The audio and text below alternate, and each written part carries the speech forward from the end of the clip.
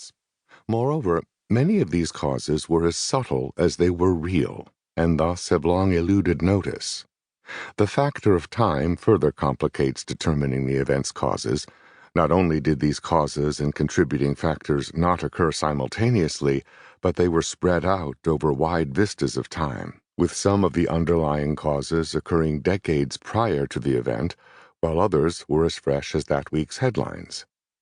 How these various strands eventually came together to create a turning point for the gay rights movement is the subject of this history. Given the varied nature of the riots' causes, their origins at different points in time, and their multiplicity, the way in which these factors converged to create the Stonewall riots is an intricate story. Yet almost all the causes lay where the riots took place, in America's Bohemia, Greenwich Village. Setting the stage. 1. Greenwich Village, USA. Greenwich Village before the Stonewall riots. History and traditions.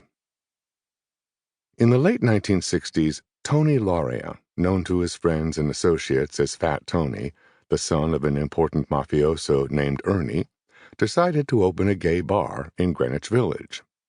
He did so despite the unhappiness it caused his father, a man so conservative that it was said that meeting with him was almost like having an audience with the Pope. Ernie had made his fortune in traditional mafia operations, such as the carting business, and felt that running a fag bar was for people on the lower echelons of the mafia hierarchy. The father had high ambitions for Tony and sent him to Xavier, a Catholic preparatory school. Despite the quality education Tony had received, as shown by his good diction, he preferred to hang out on the street with other neighborhood boys whose thick Italian accents made them sound like actors playing mobsters. The father's success, his lofty aspirations for his son, and his displeasure at his son's barroom venture suggest that an archetypal father-son conflict may have been behind Fat Tony's decision. Fat Tony's father owned the apartment building on the southwest corner of Waverly Place and 6th Avenue, in which he and Fat Tony lived. An impressive structure, the proud building towers over its neighbors and displays knights carved in stone on its facade. At 17 stories, it is high enough that its upper floors command a fine view of the neighborhood. Looking east, Washington Square Park, for many the very epitome of the village, is just a block away. The popular park has a history hardly suspected by the many New Yorkers who think of it only as a pleasant place to walk, little knowing, for example, that the golden leaves they enjoy strolling through in the fall have grown out of the bodies of other New Yorkers.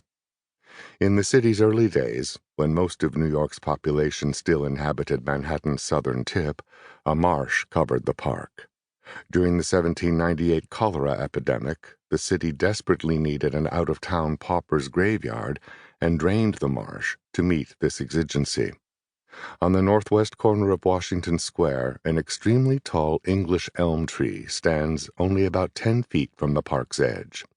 A straight line drawn west from this tree would practically hit the front of Tony's father's building. Some say the tree on the corner is the oldest tree in the entire 5 boroughs. Oldest or not, the hanging elm earned its name when Manhattan established a public gallows and chose it as the site for executions. Perhaps the city chose the tree because of its proximity to the paupers' graves, which allowed the city authorities to dispatch its least valued citizens without bothering to haul the bodies away. When the graveyard had consumed 10,000 bodies, the poor were not even shown the minimal respect ordinarily granted a final resting place, for the graveyard was converted into a military parade ground. Eventually, the beggars and the criminals had their revenge. When the army brought in their heavy artillery to show it off, the weight proved too much for the decaying bodies to support, and the weapons collapsed into the unmarked graves of the poor. After that unexpected defeat, the city turned the site into a park. To the west of Ernie's building lay another vista with a compelling past. The street that runs from the hanging tree to the front of the mob-owned apartment building intersects Christopher Street, just where Fat Tony's new business was situated, but not before passing